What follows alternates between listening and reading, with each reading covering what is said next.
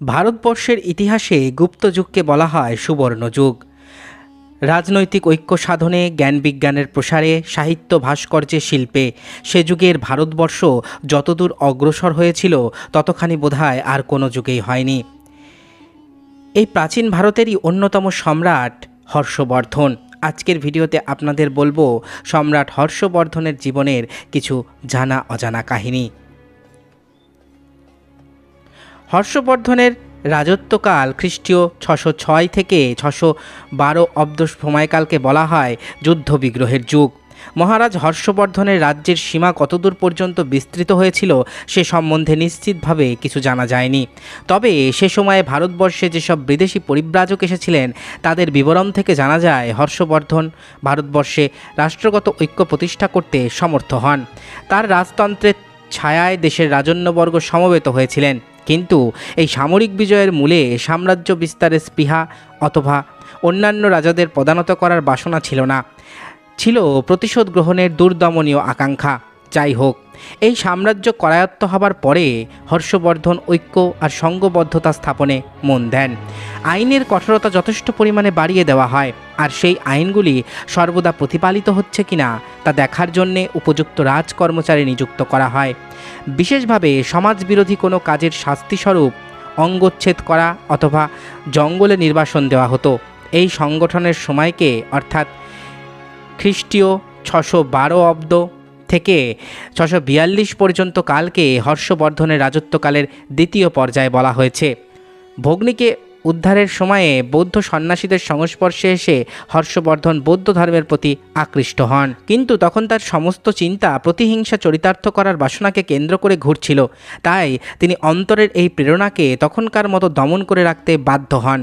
কিন্তু যখন হর্ষবর্ধন তার সাম্রাজ্যকে সংঘবদ্ধ করে সুশাসন প্রবর্তন করতে সমর্থ হয়েছিলেন, তখন তার মন মানব ধর্ম এবং বৌদ্ধ ধর্ম গ্রহণের জন্য ব্যাকুল হয়ে ওঠে। এরপর থেকে অর্থাৎ তার রাজত্বকালের তৃতীয় পর্যায় থেকেই হর্ষবর্ধন বৌদ্ধ ধর্মের উন্নতি সাধনের জন্য ব্যয় করেছেন। সামরিক বিজয় দ্বারা সাম্রাজ্য প্রতিষ্ঠা করে ধর্ম বিজয় দ্বারা সমগ্র দেশের মধ্যে ঐক্য দৃঢ়ভাবে প্রতিষ্ঠা করেছিলেন। তখন দেশের মধ্যে বৌদ্ধ ধর্মের যথেষ্ট অবনতি, ব্রাহ্মণ্য ধর্মের ক্রমবর্ধমান প্রভাব, বৌদ্ধ ধর্মকে দোষমুক্ত এবং সংস্কৃতবান করে তোলার উদ্দেশ্যে হর্ষবর্ধন ধর্মসভার আয়োজন করেন। ভারতবর্ষের নানা স্থান থেকে অনেক বৌদ্ধ সন্ন্যাসী সেখানে সমবেত হয়, বহুদিন ধরে বৌদ্ধ ধর্ম নিয়ে আলোচনা করেন। শোনা যায় যে ব্রাহ্মণরাই ধর্মসভা পণ্ড করার জন্য ষড়যন্ত্র করেছিল, কিন্তু রাজার গুপ্তচরদের তৎপরতায় তা নষ্ট হয়। এরপর প্রতি বছর ভিন্ন ভিন্ন জায়গায় 3টি করে ধর্মসভা বসাতেন হর্ষবর্ধন, আর 3 সপ্তাহ ধরে বৌদ্ধ ধর্মের আলোচনা করা হতো। এই ধর্মসভায় হর্ষবর্ধন সাধু সন্ন্যাসী, অনাথ আতুর দরিদ্র ভিক্ষুকে অকাতরে দান করতেন। মহারাজের আদেশে রাজ্য থেকে পশুবধ বন্ধ করে দেওয়া হয়। এই সময় থেকে তিনি নিজের কর্মতালিকা নিয়ন্ত্রণ করতে দিনকে 3 ভাগে ভাগ করেন। 1 ভাগ রাজ্য পরিচালনায় আর 2 ভাগ ধর্ম আলোচনায় ব্যয় করতেন সম্রাট হর্ষবর্ধন। বৌদ্ধ ধর্মের প্রতি আগ্রহ থাকা সত্ত্বেও হর্ষবর্ধন ধর্মান্ধ অথবা পরধর্ম বিদ্বেষী ছিলেন না। তিনি তার রাজস্বের চতুর্থাংশ বিভিন্ন ধর্ম সম্প্রদায়ের জন্য ব্যয় করতেন। বড় বড় রাস্তার পাশে কিছু দূর অন্তর তিনি সরাইখানা নির্মাণ করেন, যেখানে জাতি ধর্ম নির্বিশেষে সকল পথিককে খাদ্য এবং পানীয় বিতরণের ব্যবস্থা করা হয়। তাদের পথশ্রম নিবারণের জন্য বিশ্রামেরও আয়োজন থাকত সেখানে। শুধু তাই নয়, অসুস্থ আর রোগগ্রস্তদের চিকিৎসা করার জন্য বন্দোবস্ত ছিল। বলা বাহুল্য, এর ব্যয় রাজা নিজেই বহন করতেন। এর জন্যে প্রজাদের ওপর ধার্য অল্প পরিমিত করের মাত্রা কিছুই বাড়েনি। হর্ষবর্ধনের আরেকটি কাজ ছিল দেশে জ্ঞান এবং প্রতিভা বিকাশের সুযোগ দান করা। এর জন্য রাজস্বের চতুর্থাংশ পরিমাণ অর্থ ব্যয় করা হতো। তার রাজত্বকালে তার সভাকবি বাণভট্ট হর্ষচরিত নামে একটি হর্ষবর্ধনের জীবনী আর কাদম্বরী নামে একটি গদ্যকাব্য রচনা করেন। তাছাড়া একজন কবি বৌদ্ধ জাতকের গল্পগুলি নিয়ে জাতকমালা নামে একখানা কাব্যও লিখেছিলেন। মহারাজ হর্ষবর্ধন স্বয়ং কাব্য রচনায় বিশেষ পটু ছিলেন। রত্নাবলী, নাগানন্দ এবং প্রিয়দর্শিকা নামে 3টি বই তিনি লিখেছেন।